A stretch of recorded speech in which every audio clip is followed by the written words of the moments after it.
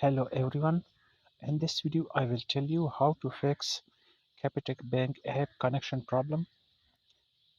Please watch the full video. So first of all, long press on Capitec app, tap on app info, tap storage and cache.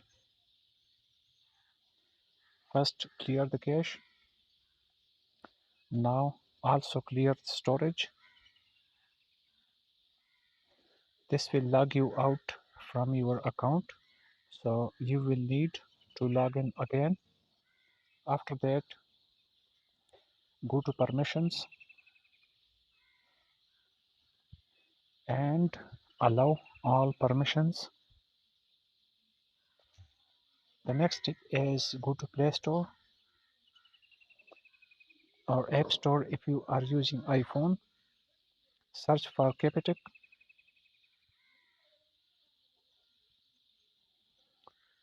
Update the app to the latest version. This will completely fix the issue. If they still not fix the issue, then uninstall and reinstall the app.